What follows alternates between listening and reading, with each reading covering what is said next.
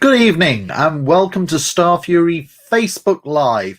It's Friday, and you know what Friday means? As well as a new episode of Mandalorian, it means I'm back with another Facebook Live for you guys to keep you all entertained during this lockdown. And as you're aware, during this lockdown, Star Fury, we can't run any live events. We're a social event. We have to have social distancing. You can't really do an event in our style, so we've had to postpone everything to next year. But I've been trying to keep fans engaged and entertained with a series of talks with various past Star Fury guests over Facebook Live. We had been planning to have a chat with Deechan Lackman tonight. Unfortunately, she had to cancel at short notice because she had a job come up. As you know, Deechan's always in work. But we actually had somebody step in at incredibly short notice, which we're incredibly grateful for. And it's an actor who's always been very, very popular whenever he's turned up at one of our events. He's got a fantastic career. Most of you know him from the series Dollhouse. If you're a Star Fury attendee, you'll also know him from Agents of S.H.I.E.L.D. He's been in a lot of other popular genre shows, such as The Purge and Journeyman. And so it's an absolute pleasure to welcome tonight. Joining us for a quick interview is Reed Diamond. Hey, Reed. Hello. How you? It was so. It was. Can't quite make you out there, Reed. No. This has this. Do you have me? I think I I'm just call heard back that. into you. Okay, then. I'm gonna call right back in.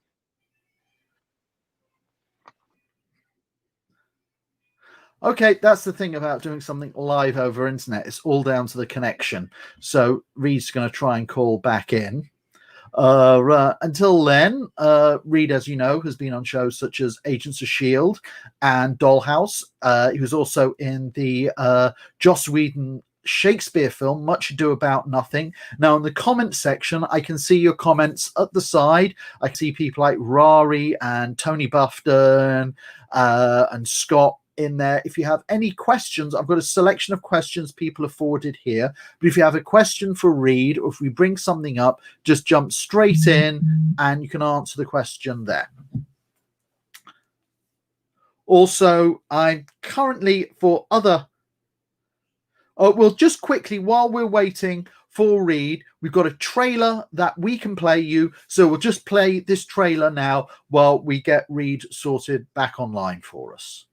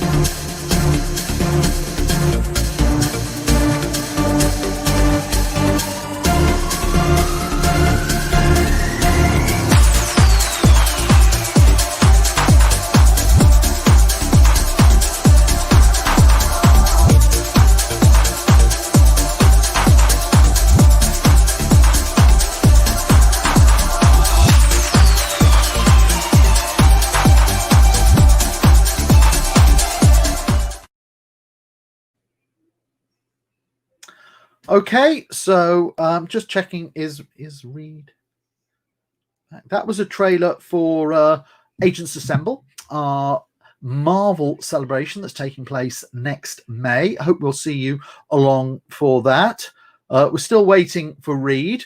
So while we're waiting, I see some people also in there discussing Mandalore. Oh, wait a second. Hey, Reed, how's it going? Is that better? That's much better. I can hear you this time. I'm gonna try to seriously improve this. Wait, you disappeared again. I'm coming back. Oh, good. Okay. How you been Here we keeping are. yourself? Very well, my friend. As you can see, we're in COVID time, so I'm on the road. I'm traveling all about. So, oh, but I'm gonna fix this. Okay. I'm so sorry.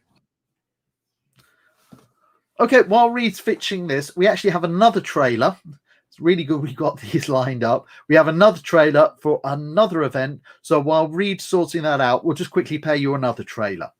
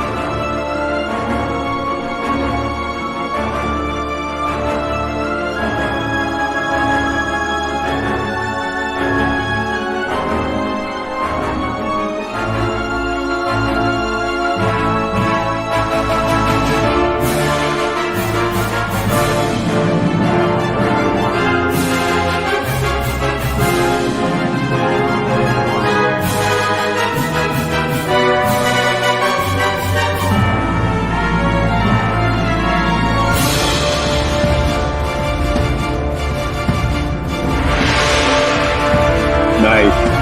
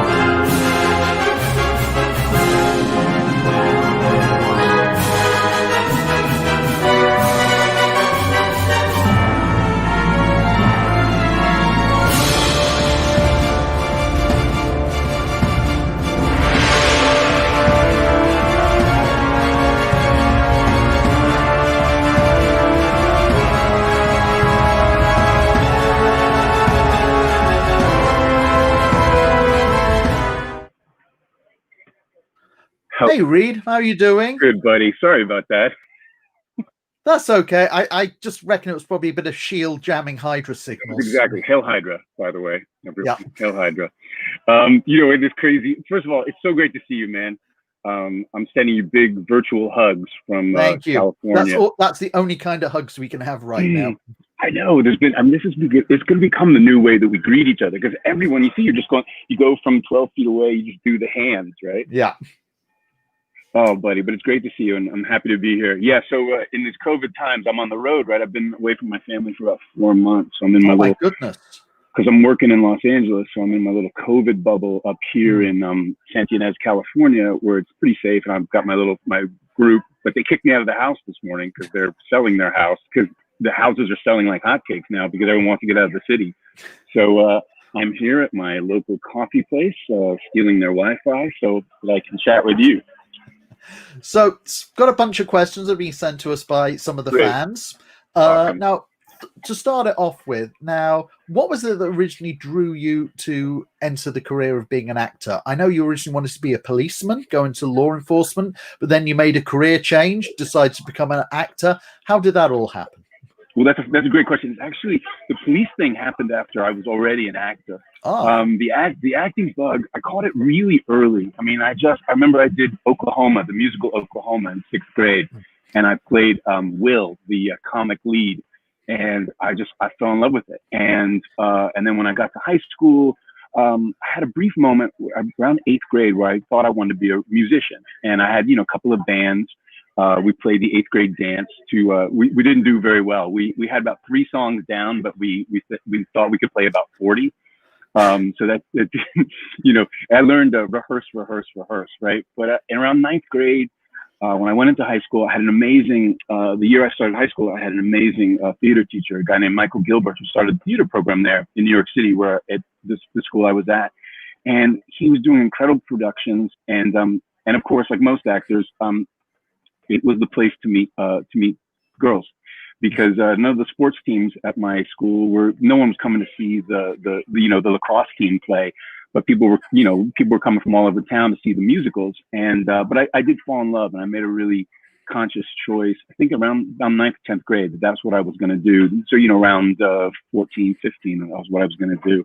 And then I was lucky enough, because my high school was in New York City, that my first representatives, my first manager came to a show that I was doing. We were doing Diary of Anne Frank. And so I didn't have to go looking for representation. I got my first, manager when I was 17, and I went out and auditioned that first day for my first commercial and got that one. And that first commercial paid for the first couple of years of college, and I was off, and that was it. I knew I was going to be an actor. The policeman thing happened. I had sort of an existential crisis. I was probably around 23, 24, right? And I'd moved to Los Angeles. I'd finished drama school. I'd finished Juilliard. And I got to LA, and I thought, oh, what am I doing? What am I doing with my? I play pretend. I play dress up, and I had this moment. I need to do something to make the world a better place. So I thought, and it was sort of I'd always, obviously this is a different topic now. Obviously, there's a certain scrutiny on police officers. But growing up in New York City, I'd always thought they were really cool. They were. I'd had a lot of good interactions with them. They seemed reasonable. And I thought I wanted to become a cop. And I had these friends who were on the LAPD. So this is about 1992. And one of them took me on a ride along. And this was right after the riots and the whole Rodney King thing, and a tense time in the city. But what I noticed is, or what I realized that night, is all the cops I met, they all wanted to be actors, right? And especially because it was Los Angeles, right? And then I realized, oh no, I'm an actor. That's what I was born to do. It's what I'm passionate about. It's really, it's whatever skill or gift I have. That's my calling. And so I just sort of vowed in that moment that I would play. I'll play, if I got the chance to play a police officer, I'd play him truthfully. And I think about a year later, 2 years later, I got Homicide, like on the street. And so I've been passionate about cops. I've been reading everything about them. And I was just talking to my friends who I'm staying with the other night about this, because they were asking this question. And when I came on to Homicide, I think they brought me on that year to be like the beefcake. Now, I've never really looked at myself as an attractive person, but I think that was their plan. I think they were going to sort of sex up the show, but they didn't realize that for like 4 or 5 years, I'd been just immersed in the intricacies of being a cop. And, my favorite movie was Serpico. And I just couldn't wait to play a cop truthfully. So when they write me all this kissy face stuff, I'd be like, oh, I don't want to be kissy face. I want to, I want to be. And so anyway, it became a nice sort of marriage. The character ended up through, us coming together where my sensibilities were, and I ended up having an amazing arc, and maybe one of the most favorite characters I've ever played on television. You joined Homicide at the start of the 4th season. So exactly. What was it like joining when it was already established cast on the show? As a young method actor, it kind of worked out really well, because when I showed up, I was the first person to be added to the show. They'd had that first season was 6 episodes. I think the second season was about 12. Their third season was their first full season. And I came on after they'd gotten rid of a bunch of actors for various reasons. And I remember people weren't very friendly when I showed up. It was very cold, but I thought, well, this is what it'd be like if I was the new detective, right? I'm going to have to, earn my stripes so I embraced it. And eventually, a few people warmed up to me. But it was such a special time to do that show, because we shot it in Baltimore, and it was still when they were still trying to make great shows on network TV. And so we were on location. Everything was handheld. It's interesting because it's come full circle for me because I'm working right now on Bosch, right, the Amazon show. It's a great show. Amazing show. And the creator, the showrunner of that show is Eric Overmyer, who was one of the producers on Homicide. My director is Alex Zashevsky, who was our second DP on Homicide. So it's all coming, I'm coming back and working with my old team again. But shooting Homicide back in the 90s, it was really special because we didn't have a set. We had the squad room, which was an actual building. And it's funny, coincidentally, now that is a luxury hotel. And I stayed there 2 years ago with my family, and we went in, and there was a wedding in progress. And I go, that's where my desk was. And, but now, we're having breakfast. I go, that's where my trailer was. But it was an amazing experience because we were on location. We were shooting on the streets. It was life on the streets, and working with the real cops. It was just, the scripts, I mean, you can't, we couldn't curse. And obviously I feel like The Wire, which is my favorite show, I think my favorite drama, that was sort of the final, that was the fruition of, because David Simon had written the book A Year on the Killing Streets that Homicide, the show, was based on, and then he made The Wire. And to do a show like that on network television was so special, and to have those scripts and all those great directors and those incredible actors, it was just, it was a dream come true. And you all reunited a few years later for the TV movie of it. How did it feel coming back for it? It was great. It was warm and fuzzy. I mean, it's a funny thing because when we made that show, I'm just gonna, because I feel like there's people here who don't necessarily want to be part of my show. Hey, look at the western town of Santa Ynez, California. Here we are. Weather looks fantastic. Oh yeah, it's got to be at least 22 here because I'm in the Celsius now that I live in Canada. It's got to be at least 2 over here. Yeah.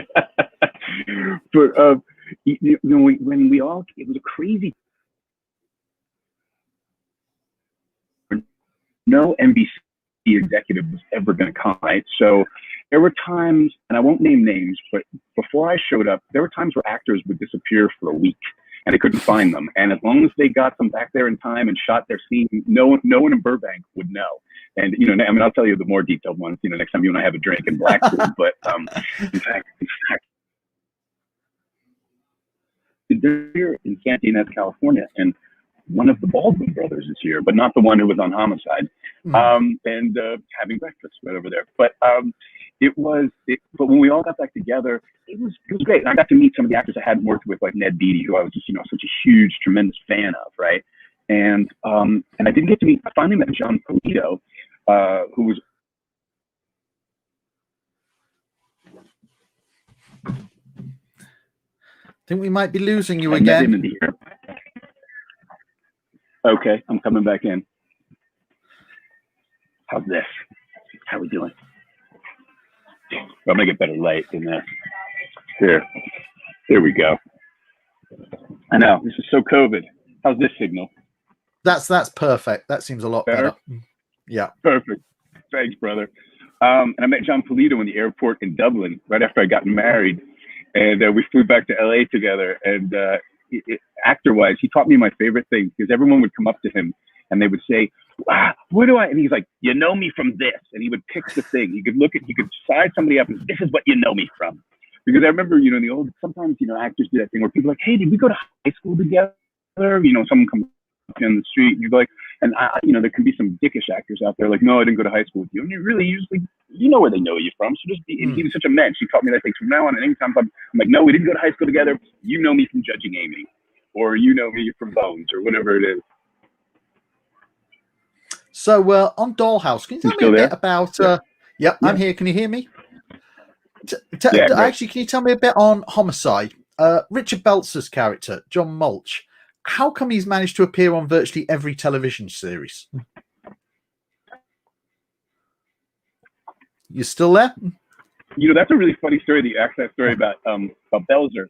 Yeah, you got me? Yeah, I've got you. Yeah. Am I still there? I'm here, right?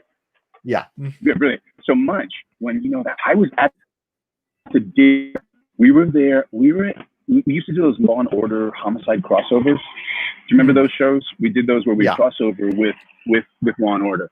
And so the executive, I'm at dinner I'm at dinner with Belzer and the executive producer of Law and Order, Ed Sheeran. And I remember Belzer pitching him at that dinner. He goes, you should bring me onto your show.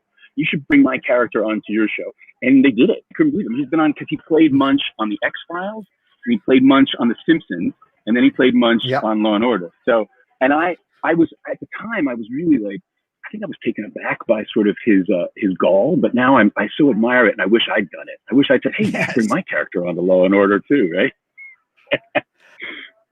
Now, to Star Fury fans, you're probably best known for being on Dollhouse, for having worked with Joss Whedon. How did you get the part on that series? You know, it was one of those funny things. I was sitting around, I remember it was May of that year. I guess what was that? 2008, right? And I got a call. They called me up and they said, hey, would you like to do one scene in this new Joss Whedon pilot? And I think it was supposed to be a one-off. I was just supposed to do a scene in the pilot. And I said, sure, I'd always wanted to work with him more than anything. And so I show up. The script was great. You know, the scene, it was a scene with Olivia. And I show up and I just had a inkling of who I thought this guy should be. And I've talked about this before because he was very silent. And he was very protective of her. And I immediately had this hit that he was Sir Francis Walsingham, who was Elizabeth I's spy master.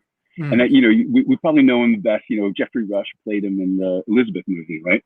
But I don't know. I just had one scene and I showed up and Joss and I hit it off the second we met, on the day I showed up, and he took me on a tour of the whole Dollhouse set. And I was so enamored with it because it was like $1.5 million set. And it looked like some sort of Blofeld mansion, you know, some sort of like supervillain lair. And we were going at, and suddenly he and I hit it off, and then Olivia and I hit it off. And I was there for one scene. And I remember Olivia and I were walking to the parking lot. This is the Fox lot. And she goes, I'll see you when we come back in August. And I was like, okay, I don't think so. I'm supposed to here for one scene. And then I was back. And I loved that character, and I loved being on that show. And it was so interesting because it's hard to, you know, people know better than I, but those first few episodes I had very little to say. I was always there. And so I was like, how can I create an inner life through this character where I'm just being still and being protective of her? But that Francis Walsingham thing, and then I read a couple of biographies on him, and I really got into it, and that really gave me the in. And then she and I just had great chemistry, and I love that character. And obviously, Joss and I fell madly in love with him, and you know, we have a nice little male crush on each other, and it was just special. And then I got to be and then I got to meet all those amazing people who, you know, we all get to hang out with in London and Blackpool, you know, Fran and Deachin, and it was a really, it was my entree into the Whedonverse, but it was a fluke. I don't know how he said he'd known me and he'd wanted to work with me, but like I said, I just came for one scene and then ended up staying for, you know, the season and coming back a little bit. Well, what I found when I was originally watching the show, I felt for the first half of the first season, the show was really centered, I felt, about the dynamic between your character and Harry Lennox. And the two of you kind of competing with each other for control over Echo, Eliza Dushku's character. Now, when you joined, at what point were you aware that they were going to make you the traitor and you were going to leave the first season that way? So it's a funny story. So because I only came on as a recurring, I just had a baby. My daughter was born while the show was in production. And in fact, that was the only time I've ever not gone to work. I called, you know, on the night my daughter was born, I go, I can't come in tomorrow. And Joss was great. But what was happening was I was a recurring, and I was like, I wasn't able to do other shows while I was doing this. And I suddenly thought, oh my gosh, I need to make more cash. I mean, this is the truth of it. I was like, oh God, I think I'm going to have to leave because I'm getting offered these other things. I'm going to have to go do it. And so I had a conversation with Joss about it. He's like, I totally get it.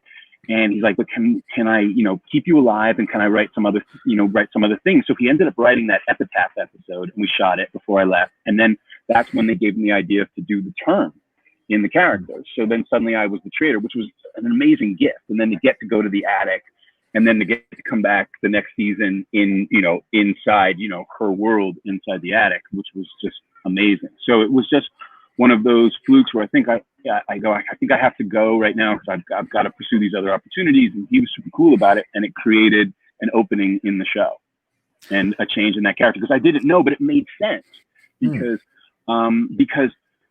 I still, even when I was portraying her, it was about, I still felt always that I was protecting her. So me being against it still tied into my beyond romantic connection to her, that I was keeping the world safe by trying to eliminate, the dolls and all that. Now you're mentioning about how you played it, your protectiveness of Olivia Williams' character. Right. Yeah. I always thought the two of you had a fantastic chemistry on screen. Could you see the two of yourself working together again on television, or maybe doing something in theater? I would love to. I would love to work. I mean, I love her so much. She's such a, I mean, as you know, she's delightful, and we had so much fun. And no, I mean, I did. I was funny because the first time I came to meet you, I went and saw her play. Right? You got those tickets, and I did. I was like, oh, I want to be in this play with her. No, I'd love to act with her again. And I mean, I would jump at it in a second because I mean, she's. You meet these people along the road as an actor who you bond with, and you adore as humans, and it's fun to work with. No, we had an absolute blast. I would work with her in a heartbeat. Yeah. How did you find working with Joss as a director? I found him. I mean, I've said this before, and I don't say this lightly. I think he's the first genius I've ever met or worked with. I mean, I love that man, and that man, just operates.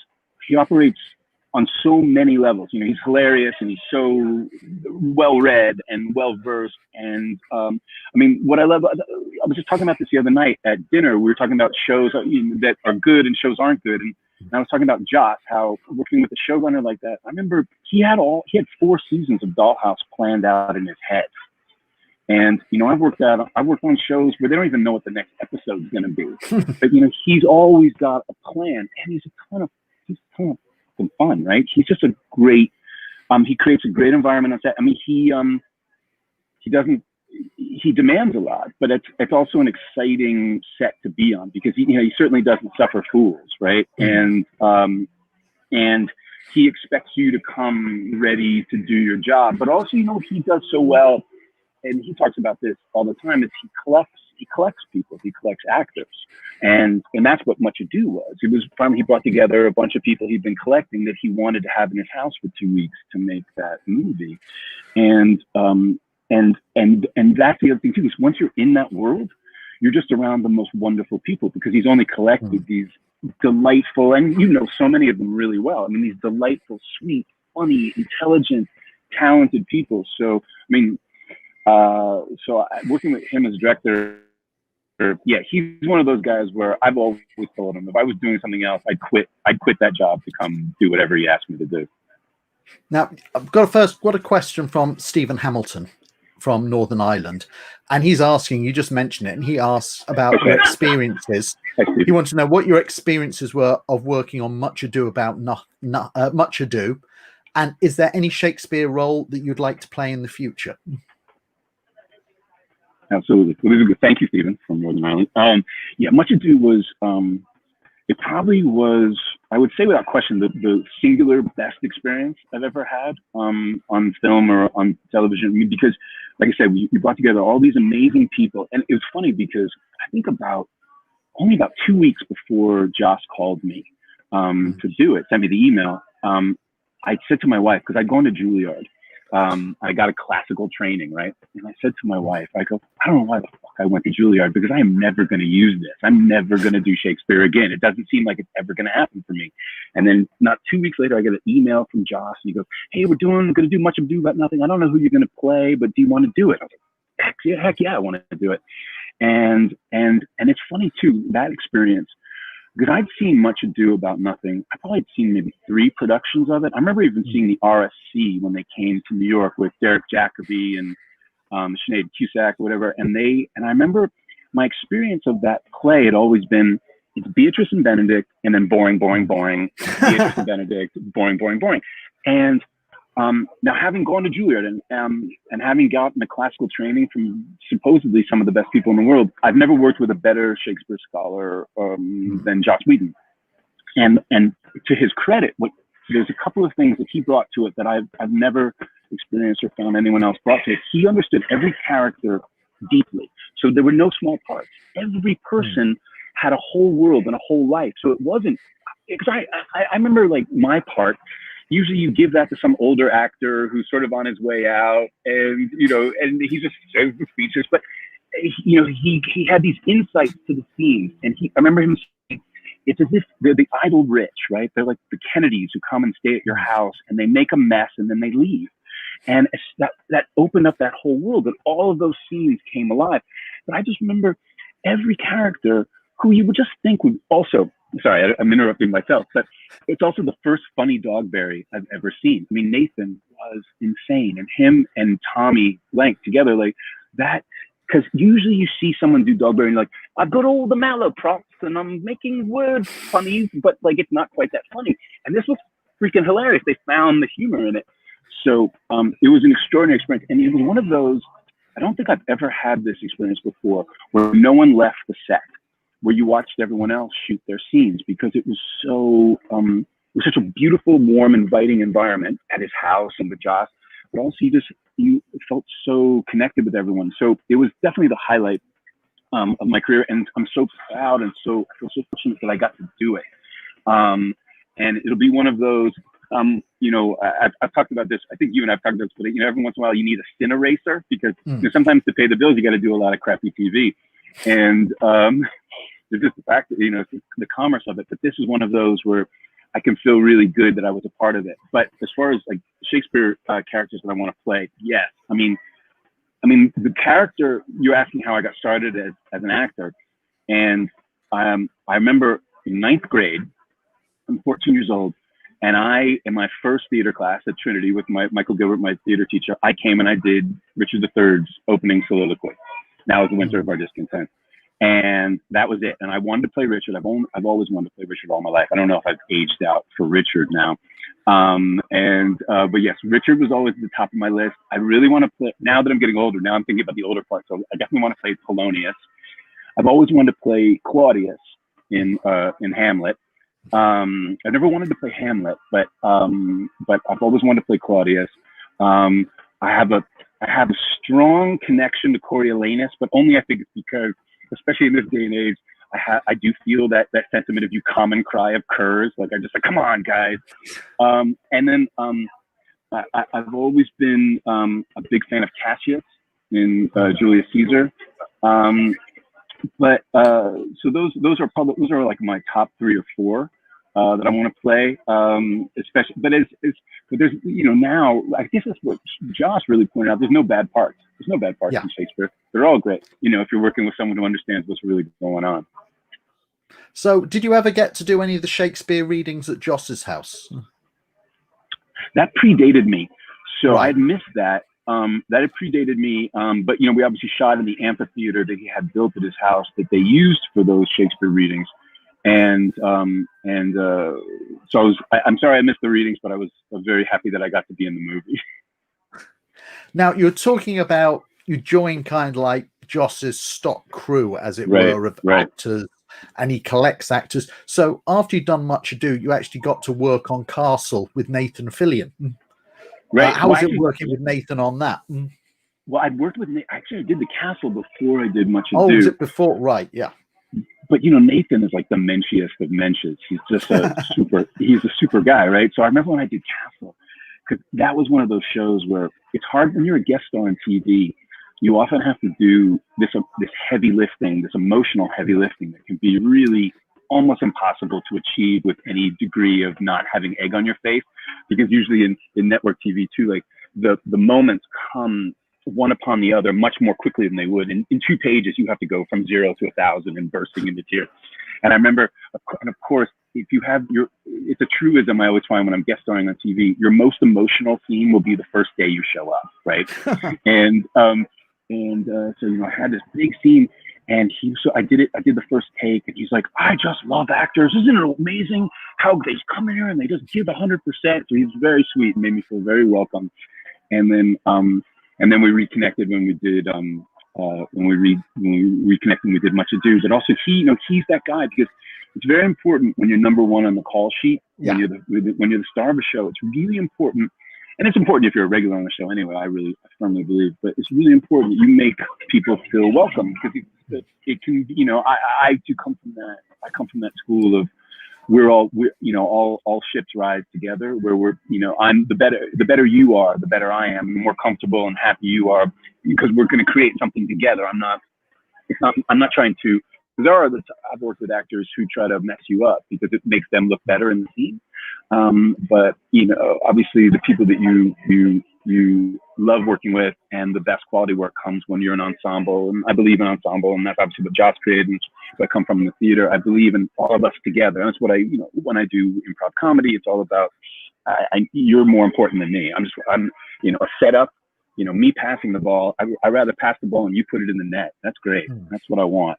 So Nathan, he's a super mensch, and hilarious, and incredibly talented and confident and handsome, and he's the whole package. I remember when you did your first event for me, and we got chatting, and we were talking about you're a big comic book fan. So how did it feel when you got cast on Joss's new show, Agents of S.H.I.E.L.D.? That's so crazy, because my favorite, most collected comic, which I still have, I collected all of the Nick Fury Agents of S.H.I.E.L.D. Like, Agents of S.H.I.E.L.D. was my thing, because I was so I went through different people that I was really into, but I was so into Nick Fury, and I was into him when he was Sergeant Fury, and so I had all of those. And it was funny, I think I remember Instagramming out or tweeting out as soon as they cast me, I had, the number one Nick Fury, Agents of S.H.I.E.L.D. I was like, I've been dreaming of being, an agent on Agents of S.H.I.E.L.D. It was great, because I remember when they first started that show, I go, please, I want to be on that show so bad. Please make me a bad guy. Please, please, please. And then it was amazing when it all came through, because I love, Marissa and Jed are just spectacular. And when they called me up and they go, we can't tell you what the part is, but we've got something that we think you're going to really love. And it was great. And I got to go to supervillain training camp. That was another place. I always joke that I feel like the Whedon family has made me, per that Juilliard conversation of why did I go to Juilliard, I feel like the Whedon family has a commitment to making me use my Juilliard training, because I thought when I did Daniel Whitehall, the Kraken, I really had to come up with a voice. I had to come up with a German accent in 2 days. Because that's the other thing with TV. Is so often you get cast and you have to go to work right away. And then, find the way he stood and the way he talked and the way he interacted. So I got to use all of those little skills from Juilliard that I thought that I would never use. So I've got a question here from Mary from Italy, and she wants to know, what was it like working with Deitchen and Enver on Dollhouse, and then getting to work with Deitchen again when you were on Agents of S.H.I.E.L.D.? It was thank you. Hello, Mary from Italy. Deitchen's the bomb.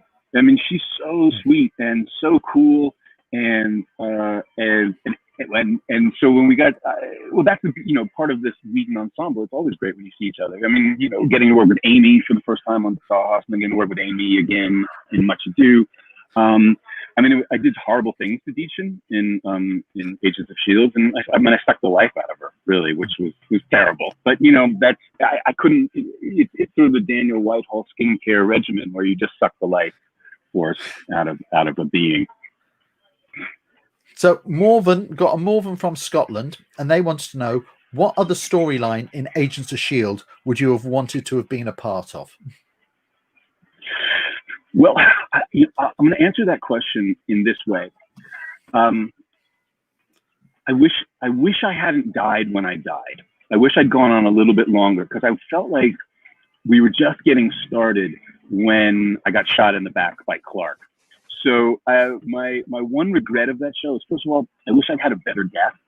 Because if you're going to die, and I die all the time, you want a magnificent death. So I would have preferred a slightly better death on that one, but I would have wanted to just keep going. So it was nice, they've been sweet enough to bring me back a couple of times. and to get to do other episodes, flashbacks of that character. But it's funny when I've watched a few of the seasons, and every time I catch it, I go, I think I could fit in there. I think Daniel Whitehall could be in that. I think he could be with those guys. So I would have loved to have kept going for a couple of years. Supervillain's my dream. So I've got Tony Buffton, and he's asking, do you have any memories from working on the film Memphis Belle? I do. I mean, Memphis Belle was my first film, and I was still at Juilliard when I got it, and it was one of those life-changing experiences. I'm 21 years old, and they fly me over to London, England, and they put us up. I got a beautiful apartment in Mayfair, and we were shooting at Pinewood Studios, which I dreamed my entire life. Being a James Bond fan, I always wanted to work at Pinewood Studios. I never really cared about Warner Brothers or Paramount or any of the Hollywood studios. I only wanted to work at Pinewood, and it was magical. So there's so many things about it, but we also were one of the first. We were the second movie to do a boot camp. Platoon, I'm sure you remember that movie, the Oliver Stone movie. They were the first movie to have a boot camp for their actors. They took them over to the Philippines and they put them through a boot camp. And we had one at Fulford Manor, somewhere outside of Devon, and it was run by these ex-SAS Royal Marine guys, and it was right near where the Royal Marine training camp is at Dartmoor or whatever like that. And they had a full Royal Marine SAS training camp at this guy's mansion, Lord Fulford. And Lord Fulford, it was full of like, I don't want to say the Monty Python skit, but you know what I'm talking about. Lots of shooting. It was a great deal of shooting and drinking. And I remember we were staying in his manor, but his family had clearly been on the wrong side of the English Civil War, and so it was in some disrepair. But it was magic. I wish I'd had an iPhone back then, or even a camera when I'd gone to boot camp, because there were all the old battle flags from whatever battles they'd been in, the Crimea and elsewhere.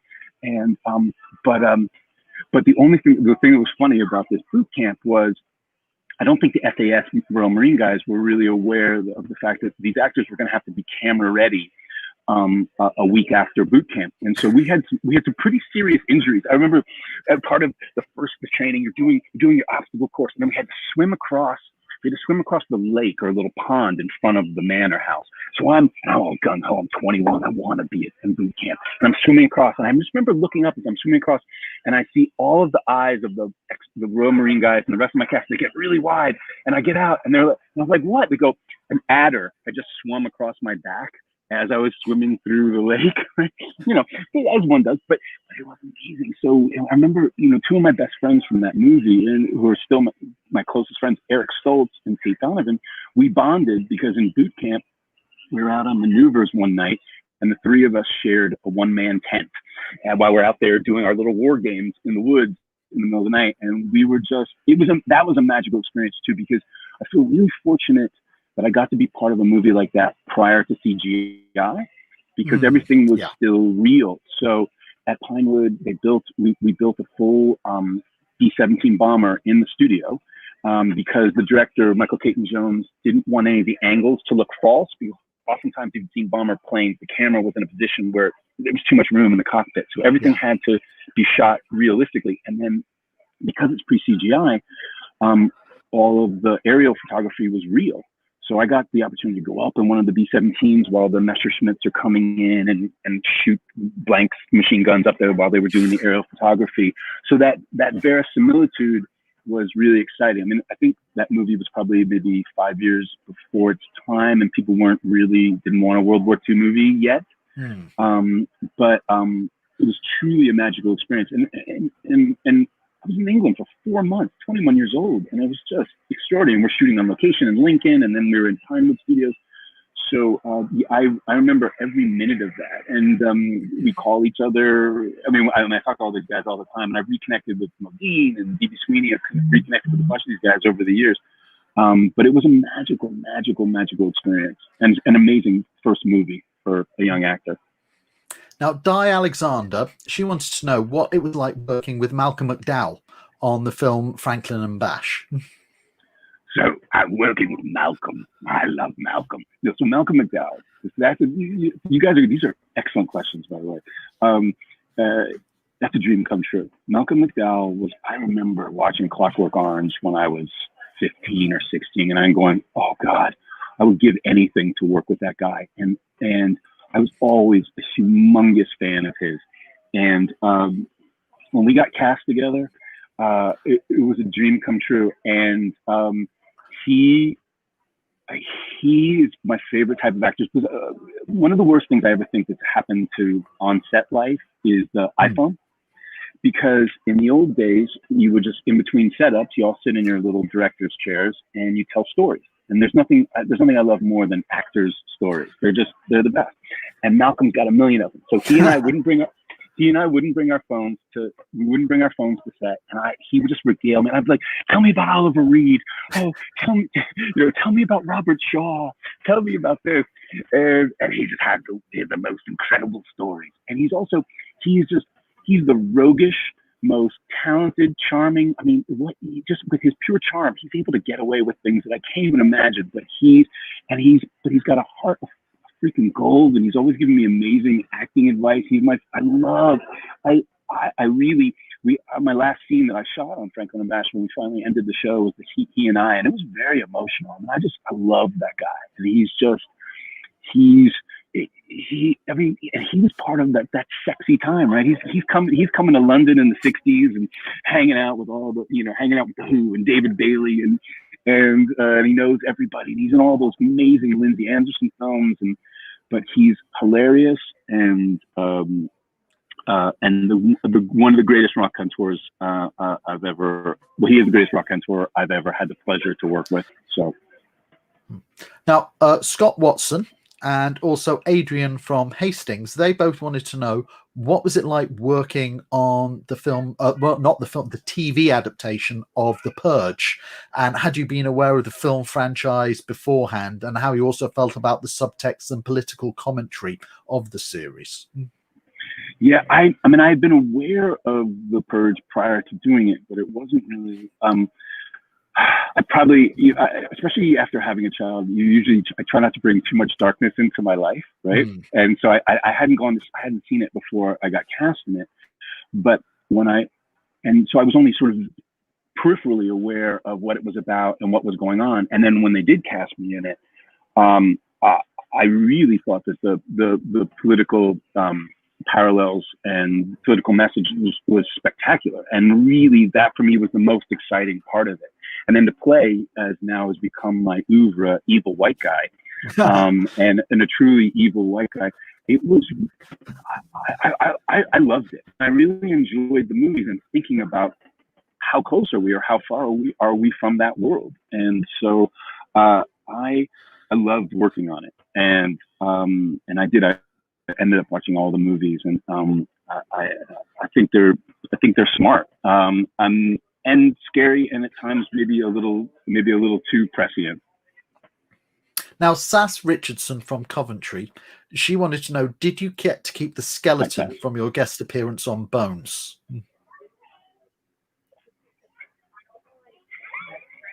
Was there a skeleton of me when I was flayed alive? That's probably what she's talking about. No, but I have. Yeah. I didn't get to keep my skeleton, but I've gotten to keep a couple of my life casts. When I do, which is because they look like death masks, and my wife finally made me get rid of all of them, because it looks like something you'd see in Westminster Abbey. It looks like someone's death mask. No, I haven't trying to think. I never got to keep the skeleton. What's the coolest prop I've been able to keep? I'm trying to think. When I moved away from here, and because we've moved to Canada, I had to get rid of a bunch of things, and I certainly gave away things to fans that if I could find them. Homicide had a lot of cool stuff. I had my badge, I had my honorary police certificate, I had all of my my characters' business cards, which they really were printed out. Mike Kellerman's actual business cards. My wife might have been on one of the Star Trek franchise, and she got to keep her badge, which very few people get to keep. I know, it was very exciting. But I'm trying to think. What are have I kept anything from recent shows? I get a lot of nice clothes. Franklin and Bash gave me a lot of new suits, which were lovely. But no, I haven't kept my skeleton. Yeah, mostly. I'm trying to think. I don't keep much memorabilia around. I'm always fascinated when I see actors' rooms where they've got all their posters up. But you know what? From Memphis, I have everything from Memphis Belle. It's usually that's a funny thing too. What you keep and what you don't keep. So I had everything. I had every call sheet from Memphis Belle. I kept every script page. All of the photos that we'd taken. I got my leather jacket from my character. There's certain little sentimental things from shows, if I can, that I'll hold on to. So got a question here from Ellen Bergen in Manchester. Good. And this is moving on to the TV series Designated Survivor. Yes. Which is a very popular show. How did you find it working with Kiefer Sutherland on that? Well, you know, it's the second time I'd worked with Kiefer, because Kiefer and I worked together on 24. So Kiefer. Oh, I forgot that. Yeah, of course. Yeah. Yeah. No. Do you not have my resume memorized? No.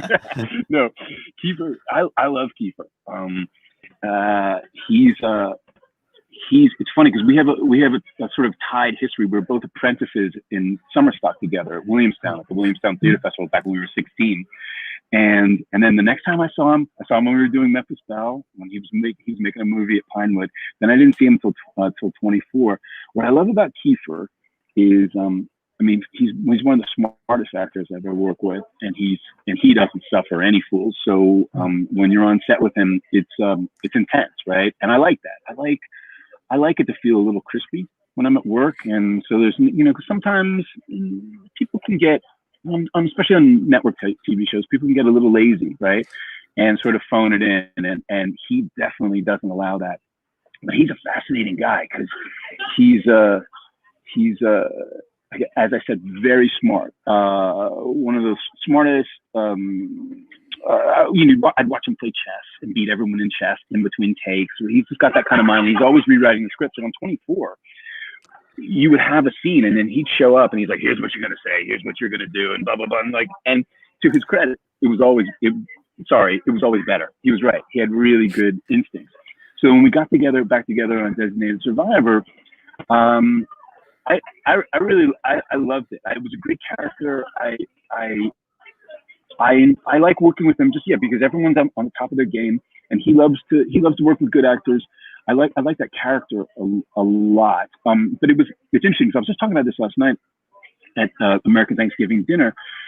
Which I mentioned earlier about how Joss had everything planned out, where he knew all 4 seasons of Dollhouse. And so many shows I show up on, things aren't planned. For example, that 24, the reason I came on to 24 is because, and you would think a show called 24 would have all 24 hours sort of mapped out, but they weren't. They'd already burned through their story. Because I remember earlier in the season, I wanted to play somebody on that show, and I didn't get it. I think Michael T. Williams got it, which is great. And then they called me up and they go, "Hey, do you want to come and do 24?" And they'd run out of bad guy, so I ended up becoming the bad guy, which was great, right? And so on Designated Survivor, I get this call. I'm with my daughter at Disneyland, and they're like, "Can you fly to Toronto and come do Designated Survivor?" And I said, "Sure." And I got there, and the creator, who I really love, David Guggenheim, I said, "I know you're not going to tell me, because usually you guys are pretty close to the house. I know you're not going to tell me what's happening, but I have one question for you." I go, "Good guy or bad guy? Am I a good guy or bad guy?" And he goes, "Well, you seem like a bad guy, so you're probably a good guy." I'm like, "Okay."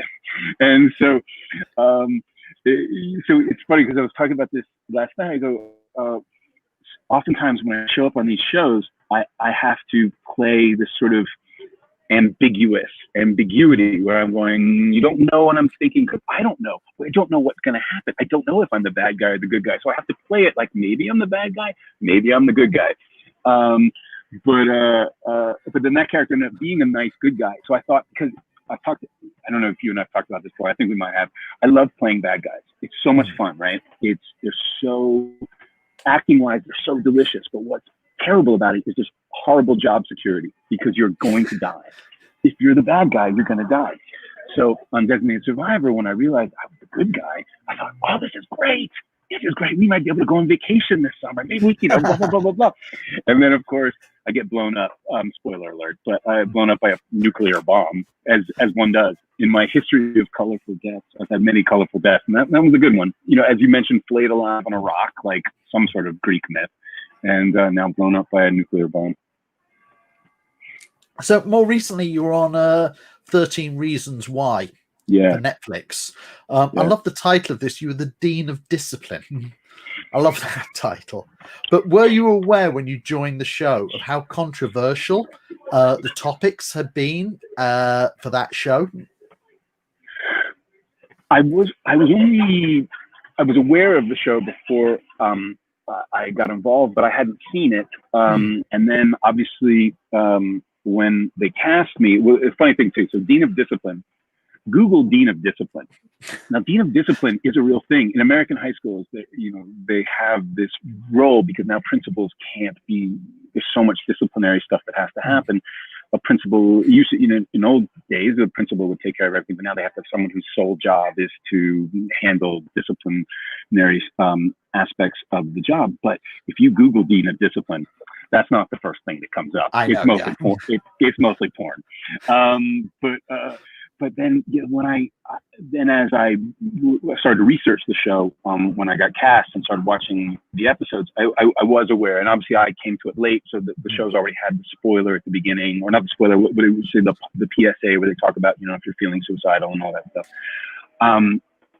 But I fell in love with the show, and I was happy to be there because there's so many good actors, and all those younger actors are tremendous. They're tremendous humans, and they're tremendous performers. But it's funny, as a dad, I had a hard time watching it. I even had a hard time sometimes reading the scripts because I don't know about you, but high school for me, the pain of high school and the awkwardness and the things that happen in high school doesn't seem that far away, right? We carry that with us. But this is like high school on steroids, right? Stuff goes really, it's intense.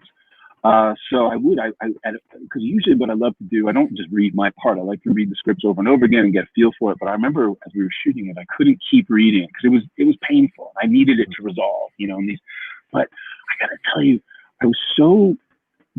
side note, I was so delighted to work on that show because it gave me such faith in the future that all of these young actors they're amazing. They're so talented. They come ready to work. They're delightful humans and delightful people, and they're living their lives, and it was just such another world. It was great because we were there for the finale. So Brian Yorkie set up this sort of green room. It's beautiful. We were shooting in this old train station in Oakland, and he set up this beautiful sort of VIP-ish lounge in the background so people could bring their families and their significant others. And he laid out food and so that you could watch monitors while they were filming the dance sequence, the prom in the background. And it was a great thing to be part of. And I have to say, all of the colors of the rainbow that appear on that show, all of those people represented in their real lives. So it was great to see, guys with their boyfriends and everyone's being there together and just so open and connected and loving. And just, it was a beautiful community. And I felt very fortunate to get to be a part of it. Now, next question's from Lacey Harrison, and she wanted to know, who's been your favorite or most memorable person to work with on a show, whether behind or in front of the camera? It's a really good question. I had a feeling it'd be a question of that nature today, and it'd be hard to leave anyone out. Certainly we've talked about Joss, and Joss is magical and really an important part of my career but it's not just Joss himself, it's all the people that he introduced me to and that I've gotten to know and love since then. And Malcolm, who you mentioned, Malcolm comes right to mind. Clark Johnson, who played my partner on Homicide and then directed me many times. In fact, we reunited, he directed me again on The Purge. And it was great because we took side-by-side pictures. We found one of our old press photos from Homicide where the two of us were together because we were partners. And then we just sort of redid that same pose with our 50-year-old selves, right? And it was really magical. And I love him. The bond I felt for him and the love I felt for him as a partner and as an acting partner, that's transcended that time. And you're talking about Memphis Belle, Eric Stoltz, and who I've gotten to work with as a director and as an actor, who I love. Olivia, so many. I've been very blessed to work with really wonderful, wonderful people, and made so many tremendous friends. I mean, this is, I think, and forgive me, I'll be more specific, but I would take all time naming so many wonderful people I've gotten to work with. But the beauty of this job is that you meet extraordinary people. I mean, I get to meet you because, Sean, it's like I get to meet all because of this job that I do. And it's a great life. And my wife is in the business, and we're certainly encouraging our daughter to be a part of this world, because not just for the creative part of it, for the artistic part of it, but the community that you get to be a part of, and the smart, funny, interesting people that you get to interact with and have conversations with. It's never boring. And I've been very fortunate, right? I've been a working actor since I was 16 years old, and that has moments of blind terror and moments of great financial and creative success, and really, and moments of artistic, just where you just go, what was I doing? I messed up. You have the highs and lows, but it's a great life because, I mean, just this conversation that we're having, this is a delight. It's a delight to talk about it and that people are interested in it. And but yeah, I've worked with so many wonderful people, but it's a great life. Now, Ella Bergen, she's got a fun question for you. Okay. Which would you prefer, a steak or a pizza? Oh man, Ella, that's a really good question. That's so funny that you say that, because I want both of them today. Like I'm in an eating fugue state right now. It's funny because I used to always say that my last meal, if you have to do that, whatever that, parlor game, what would your last meal be? I always said a pizza, because I love pizza. And where I am right now, I've got a friend from Naples who's got a pizza place here in town, and it's just perfect Neapolitan thin crust. And but I love steak. I really love steak. I eat a lot of steak. So if I had to choose, okay, steak or pizza. Well, if you could only eat one thing, yeah, it'd probably have to be pizza, because pizza's has got a lot going on. So I'll say pizza, but I like them both. Those are my two favorite food groups. In terms of steak, if we're ever in Atlanta together, I'll take you to my favorite steak restaurant. It's a deal. It's a date. I can't wait. Let's do it. Now, final question, and that comes from Isabella Rothwell from Yorkshire, and she wants to know: is there anywhere in England that you'd like to visit, and why? Well, as you know, I love England, and actually, the Star Fury conventions have been one of the brightest spots of the last decade of my life, because it affords me the opportunity to go over there. And as you know, I beg you for a little extra time so I can tool about, because I am just a rotten little Anglophile. People I'm staying with right now are my English friends, and I have, except my two pods, my pod in LA and my pod here, there's English friends. So my LA pod, Manchester and London, and here's East End of London, London, and both London here. So, but it's funny, Yorkshire. I want to go to Yorkshire. I love it. I was funny. We were just watching. I'm watching that documentary on Leeds United, and I remember being at the Leeds train station coming down from Edinburgh. But there's so many places I want to go. There's I want to do a canal trip somewhere. I want to just go down, because I'm just so into that. And revisit. I could literally spend every single vacation in England. I'm a fan of English history. I'm obsessed with it. I'm obsessed with all of your accents. Let's see, Yorkshire's put cake on the table, but no, I can't, so it's like, I can't do them all, but I love England. So where do I want to go next? I'm definitely, I think next place I'm going to go up to Scotland, and I want to do a walking tour of the Highlands. And I desperately want to tour around where Hadrian's Wall was, right there up in the north. But there's nowhere I don't want to go. I want to go. What was it? I watched that. Did you see that? There was that movie with Charlotte Rampling, and they were somewhere where it's just canals everywhere, and somewhere in the east. I want to go there. I want to sail from Dover to Calais. I need to do all of these things. I've been very lucky to get to go there for work and for your gorgeous convention. So, but wherever you live in Yorkshire, I want to come there and hike. Well, Reid, it's been a pleasure speaking with you tonight. Absolute pleasure. Going over your career. I can't wait. Hopefully, once this COVID-19's over, we'll have you back over here in the UK soon for another event. We look forward to seeing what next show that you're on as well. But anyway, Reed, thanks very much. And at short notice, happy Thanksgiving, and thanks for spending the time with us. Thanks, brother. Love you, man. And I really appreciate it. And love to all of you guys. You guys are the best. Thank you so much.